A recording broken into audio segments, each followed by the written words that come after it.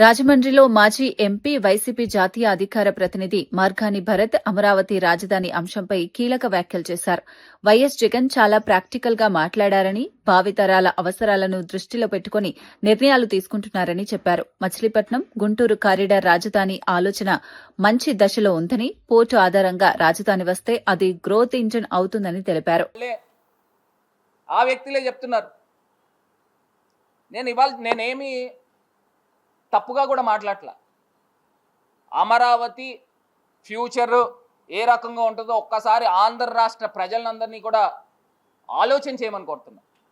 ఈయన ఒక ప్రాంతంలో తీసుకొచ్చి సెంట్రలైజ్డ్ చేసి ఇన్ని లక్షల కోట్ల రూపాయలు ఎక్కడ కేంద్ర ప్రభుత్వం గ్రాంట్లు ఇవ్వకపోగా ఈయన తీసుకొచ్చి సెంట్రలైజ్ చేసి అక్కడ పెట్టుబడి పెడతా ఉన్నాడు. ఆంధ్రప్రదేశ్ రాష్ట్రంలో 6-7 కోట్ల మంది ప్రజలు ఉన్నారు.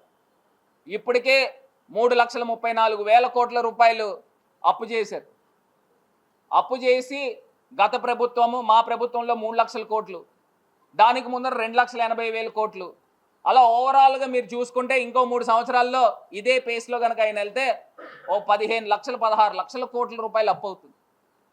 దానికి గ్రోత్ ఇంజన్ ఏది? నువ్వు అమరావతి ఇప్పుడు నువ్వు స్టార్ట్ చేస్తే వాళ్ళు మీడియా ఛానల్స్లోనే వాళ్ళు డిబేట్లు పెట్టుకున్నారు.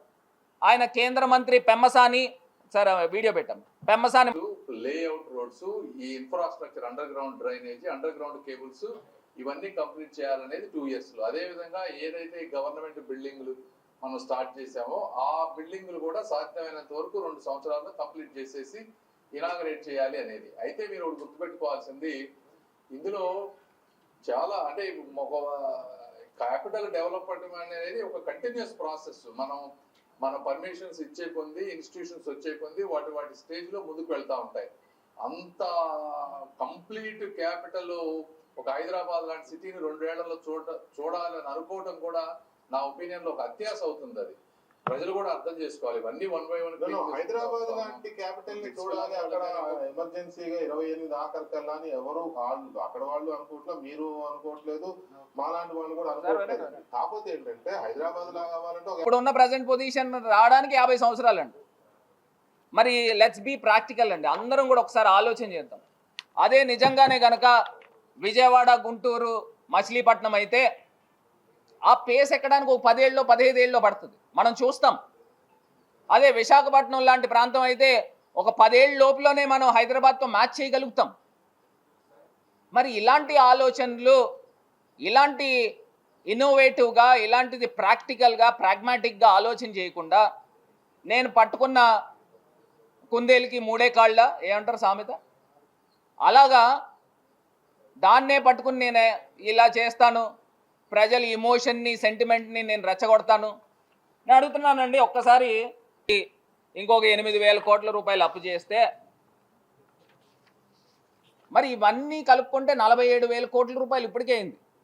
మరి చంద్రబాబు నాయుడు గారు పలు మీటింగుల్లో చెప్తా ఉన్నాడు, అమరావతి క్యాపిటల్కి 2 లక్షల కోట్ల రూపాయలు ఖర్చు అవుతుంది. మరి ఇవన్నీ తీసుకుని వచ్చి ప్రజలకి అప్పుల భారం రుద్దుతావా అని అడుగుతా ఉన్నా. మరి ఇవి కాకుండా గత గవర్నమెంట్లో 2014 నుంచి 19 దాకా గవర్నమెంట్ బాండ్స్ కూడా అమ్మారు. గవర్నమెంట్ బాండ్స్ని తాకట్టు పెట్టి డబ్బులు కూడా అప్పులు తీసుకుని వచ్చారు. ఆ 5,000 కోట్ల రూపాయలకి ఈఎంఐలు, వడ్డీలు కలుపుకుంటే 2,000 కోట్ల రూపాయలు తిరిగి చెల్లించాం. ఈయన గతంలో 5,000 కోట్ల రూపాయలు ఖర్చు చేసేస్తారని ఆ రోజు మద్దతు ఇవ్వలే. ఇప్పుడున్న ప్రజెంట్ పొజిషన్లో ఒక అద్భుతమైన మెట్రోపాలిటన్ సిటీ కానీ, ఒక పోర్ట్ సిటీ కానీ ఉంటే దానికి ఒక 10,000 కోట్ల రూపాయల ఇన్వెస్ట్మెంట్స్ తీసుకుని వస్తే ఆంధ్రప్రదేశ్ రాష్ట్రము ఉజ్వలంగా భవిష్యత్తు ఉంటుంది అనే ఒక ఉద్దేశంతో జగన్మోహన్ రెడ్డి గారు ఆలోచన చేశారు ప్లాన్ బికి. ఇవన్నీ అంశాలు వాస్తవాలు. ప్రజలు ఏమీ అమాయకులు కాదు. ప్రజలందరూ కూడా ఒకసారి విచక్షణతో, ఒక ఇమోషన్కి, సెంటిమెంట్కి వీళ్ళు డ్రైవ్ చేసి మిమ్మల్ని అందులోకి తీసుకుని వచ్చి ఆ మబ్బుల్లోనూ దీంట్లోనూ ఉంచే కార్యక్రమం, డిబేట్ల మీద డిబేట్లు నడిపి, ఈ రకంగా ట్రోలింగ్ల మీద ట్రోలింగ్లు చేసి, ఈ రకంగా ప్రజల యొక్క అటెన్షన్ని, వాస్తవాలని డైవర్ట్ చేసే కార్యక్రమము ఇవాళ ఆంధ్రప్రదేశ్లో జరుగుతూ ఉన్నది అనేది ముమ్మాటికి వాస్తవం. మాట ఒక్కసారి వినండి.